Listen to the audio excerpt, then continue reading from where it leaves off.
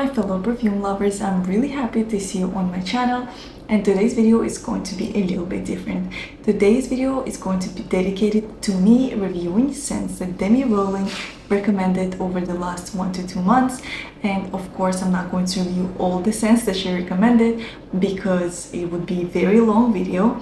I chose scents that first of all I found interesting and unique and kind of worthy of your attention. Second, scents that not a lot of other perfume creators reviewed because I want to bring value to you guys, and I want to review scents that do not have many other reviews. And third, of course, scents that are up my alley, you know, scents that I kind of hope I will like, and scents that have notes that I usually like. I do not want to review scents that I know I'm not going to like, because what's the point? You know, it's just not my taste, it's not for me, it's just for somebody else. So these were my 3 criteria, and of course I want to thank Demi Rawling for her amazing videos and for inspiration. I just really love the scents she usually recommends. And with that being said, let's get started.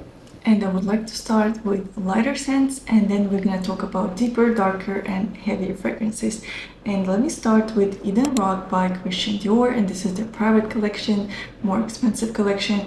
And overall, I'm a big fan of this collection. Just all of their scents are so wearable, but at the same time they are unique. They're all very sophisticated and elegant and not overpowering. My favorite is Gris Dior. I'm just in love with this fragrance, and I love many more others. And for some reason, before Demi recommended Eden Rock, I kind of skipped it. I missed it. It was not on my radar, and I don't know why, because this is an amazing summer fragrance. It's salty, it is mineral, it kind of smells floral as well, but very lightly floral. Mostly, like, I would say, like salty, kind of oceanic, a bit aquatic, a bit like watery. It's very refreshing. Throughout the day I was just getting like fresh kind of breeze from myself, and it was just so nice. I really loved it, and it smells like a luxurious hotel somewhere in a very warm climate, very warm location, maybe somewhere in the tropics. It's, like I've said, it smells very luxurious and upscale. Overall, I really love the scent, and it lasts a long time. But the projection is not overwhelming. You just, like I've said, you get like whiffs of it throughout the day, and it's so pleasant. And I'm a big fan of Eden Rock. And the next scent really blew my mind, and it's all the Blanc by Bulgari. And this is one of the best crisp, fresh, refreshing type of scents. And you guys know that I'm not the biggest fan of the scent profile. Like, here and there I'm going to review and say that I like a clean scent. It does happen, of course, but this is not my typical kind of scent profile. Usually I like warmer, sweeter, maybe darker, deeper, more complex scents. And this one is kind of the opposite of that. It just smells very crisp, very clean. It smells like your skin, but better. It smells like color white, hence the name. And this scent is truly perfect for after the shower. You just showered and you put it on, and you're going to smell incredibly clean and just so refreshing. And the most prominent notes for me in this scent is musk and tea. Those notes I smell the most. They intertwine together super beautifully, and I do pick up maybe some hint of pepperiness. I know there is a bit of pepper, and there is also cardamom, but those notes are more kind of like supporting notes, you know, to complete the composition, but they're not the star of the show, and they're definitely in the background. You know, stars of the show is tea and musk, and if you like these 2 notes, then you must try the scent. And compared to, you know, many other fragrances that I'm going to discuss today, this one is one of the more affordable fragrances in this lineup. And the next fragrance is Fleur Du Mal by Dries Van Noten, and I just fell in love with this brand this year because they smell just so good. Their fragrances are top-notch. I love them a lot, and Fleur Du Mal is no exception. And I understand now why this is such a bestseller, because it smells simple yet so elegant and elevated. So if you like notes of peach, asmanthus, and suede, you will love the scent probably. This is like one of the best in this category because it's so well blended. It's just so smooth. There's no rough edges, and it doesn't smell dark or like a bit dirty, because suede notes, you know, they tend to be unpredictable. Sometimes they're too rough or too dark. not in this fragrance at all. This is just so smooth, one of the smoothest suede fragrances I've ever tried. And the peach note, it's just such a realistic but not juvenile or, you know, very like juicy fruity peach. It's just such a perfect fragrance forward type of peach that I do not even have words how to describe it. You just have to try it. This is like a perfumey type of peach, but not artificial peach. So you gotta try it if you like this note. And of course, the Smantus adds like a very creamy and delicious quality to this scent, and then, you know, dries down to this beautiful base of suede. Overall, this is super good for every day. It also can be worn year round because it's light enough, and really, I just love it a lot. And I thank Demi Rawling for recommending this fragrance, because thanks to her, I actually finally tried it, because I was skeptical before, because usually like I'm kind of partial to peach and suede, especially mixed together, but here it's done exceptionally. And next fragrance is the last in kind of the light category.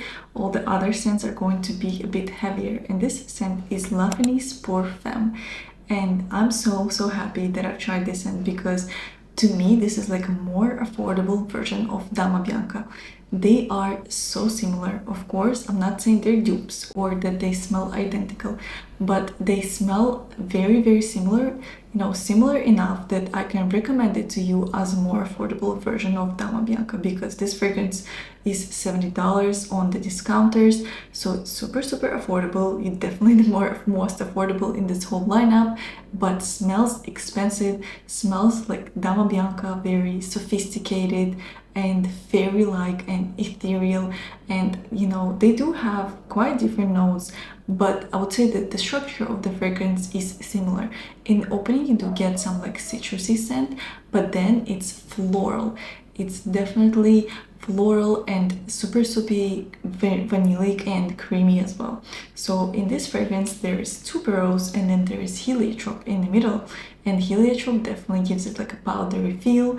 There are also almonds, and overall this combination of almonds and heliotrope, it creates a very powdery combination, and then it dries down to the most delicious, beautiful vanilla, tonka, and there is a bit of woods, but honestly I do not pick up on the woods. They probably are added here for better longevity, but definitely vanilla and tonka are stars of the show in the try down. So if you like Dama Bianca and you want something else like Dama Bianca, definitely try Fenice Femme. And also, like, if you have been wanting Dama Bianca but you thought it's too expensive, then give this fragrance a chance, because it's just so good, and it does not smell like it costs $70. It smells like it's a lot more expensive, and I'm just a big fan of this fragrance. And the next perfume is Emarati Musk by Hindal Oud.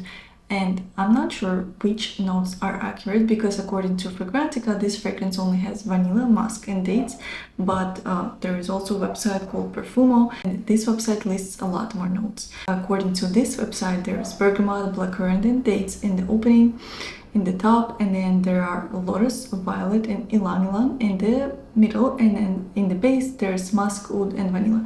Honestly, I'm kind of leaning to believing the second website, Perfumo, because it does smell floral. Like, it's hard for me to believe there's nothing floral here at all.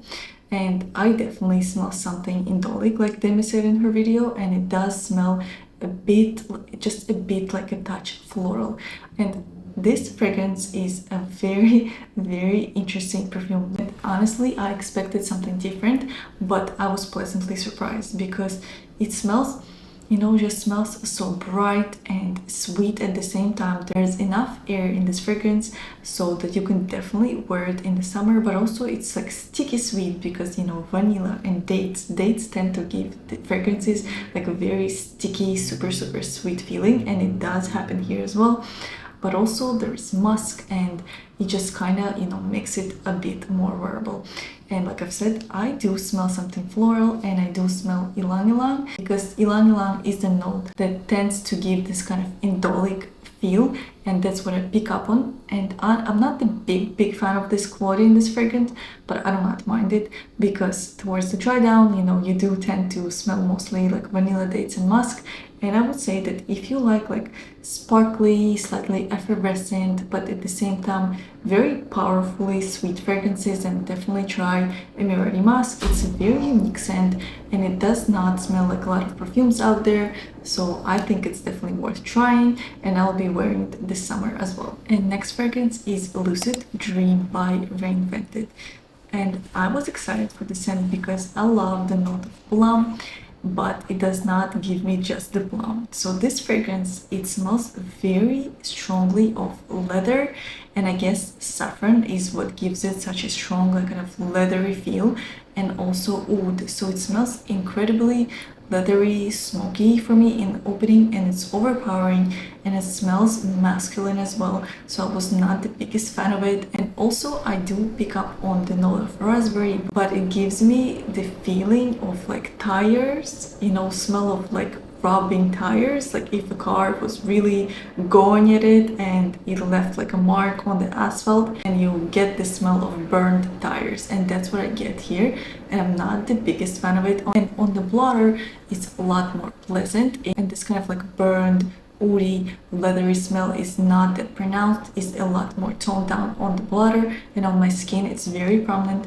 so I am not sure yet. Like this fragrance is something that keeps pulling me in, and it makes me want to keep figuring it out and just smelling it more and more. So in that way it's kind of addictive, but at the same time it's a bit too challenging to wear for me, so probably I'm not gonna end up wearing it a lot, but I will be definitely playing with the sample a lot more and deciding. But in my opinion this is a very unsafe blind buy, so try before you buy. And if you're sensitive to, you know, leather, saffron, oud, then definitely try before you buy. And the next perfume is Rose d'Arby by Armani Privé. And I knew about this fragrance before because I'm a big fan of this whole line. I also find their scents, like Dior, you know, very sophisticated and unique, but super wearable. And I tried this scent around fall last year, so quite a long ago, and I really loved it. At first I thought maybe it's too dark, but no, I think this is perfect if you like the notes of rose, oud, patchouli and vanilla. And I would say that in the beginning there's a blast of this jammy sweet rose, and then you get a bit of like this oudy and patchouli smell. Patchouli is pretty prominent for me in the opening, but then they kind of dry down and come down, and they smell way more well-rounded and way more smooth than in the opening, so do not be afraid of patchouli here. And it dries down to the delicious combination, you know, of these notes. And I would say that vanilla comes more forward in the dry down, so overall it's just a smooth, dark, leathery, oudy smell. And I really love it, and it's perfect for evenings. This is definitely not your everyday daytime running errands type of smell. This is more of like a going out to dinner, going out to some kind of fancy party, some kind of fancy event, this type of scent. And if you like the combination of rose, oud and vanilla, you will probably love the scent. This is one of the best in its scent category, and I highly recommend it to those who love the rose and oud combo. And the next scent is Oud Satin Mood by Maison Francis Kurkdjian, and I knew about the scent as well. I actually spoke about this perfume on my channel around a month ago. I randomly went on like a sniffing spree in the mall, and I fell in love in this scent. I asked the sales associate to make me sample, and since then I've been just completely in love. And then, you know, I heard Demi spoke about it, and I really wanted to feature it in this video as well, even though it's kind of in the same category as Rose d'Arby. To me they're very similar, you know, it's like a rose and oud combo, but I think I might prefer the Oud Satin Mood Extrait, because to my nose it's just more complex and interesting than Rose d'Arby, but they're honestly both amazing. And so this is one of the best rose and oud combos. And there's vanilla. It's also very creamy, very smooth, super well blended, but it's a powerhouse of a fragrance. It's a beast mode. You honestly need like one spray in the summer if you're brave enough to wear it in the summer, because it fills up the room. So definitely be careful when you're going somewhere where there's going to be a lot of people around you, because it can quickly become overpowering and overbearing. Definitely keep that in mind. And with that being said, this is not a safe blind buy. You have to try before you buy, because overall, like oudy scents, they tend to be polarizing. That's first. And second, you know, this is very loud, so this is something that you have to try first on your skin and you have to kind of live with it, and then you can make a decision. But overall, it's just such a smooth, alluring, delicious, kind of sexy smell that's perfect for date nights, for more upscale kind of occasion, more formal occasions. And it smells like rose, oud, vanilla. There's also a bit of geranium, there's a bit of like cinnamon and caramel as well, but the stars of the show definitely are rose, oud and vanilla, and I'm just completely in love with the scent. And last but not least is the fragrance that definitely left me puzzled, and it's Caden by Oman Luxury. And this scent I was sure I will love because on Fragrantica, you know, it says warm, spicy, ambery, and this is what I like usually. But also when I first sprayed it, similar to Lucid Dream, this smelled very kind of overpoweringly like woody, leathery, dark, smoky, like all the things that I don't usually like. But the magic happens in the dry down. It dries down to something almost caramelly, you know, and I know there's benzoin, maybe that's what gives it like a caramelly feel, and I also know there's coffee and I pick up a bit of coffee. So overall it definitely becomes more smooth in the dry down, but it still has this kind of like smoky feel to it, and that's why I'm not exactly sure about it. But this is 100% going to be tested a lot more, and this is just so addictive. Even though I'm not sure I love it, I just keep wanting to sniff it because it's such an interesting smell. It just smells highly addictive, and definitely this overpowering quality in the opening goes away, and maybe like 10% of it is left. So I highly suggest you guys try it as well if you're into this kind of scent profile and if you want to challenge your nose. And also this is completely unisex fragrance, and if anything it might lean more to the masculine side, so I think men will enjoy it probably even more than women, because like I've said, I am very sensitive to this kind of like leathery, smoky quality, and most men probably wouldn't be. So definitely try it, and it's worth your attention, and I'm really happy that I discovered it because it's just such an interesting and unique type of fragrance. So this is it. These are all the fragrances that I've tried, and most of them were definitely loves for me, and I'm super happy about that. Lots of new discoveries, lots of new favorites, and I really hope that this video was helpful for you. And let me know if you want more videos like that in the future, and if this is something you like. And I really hope to see you in the next video. Bye!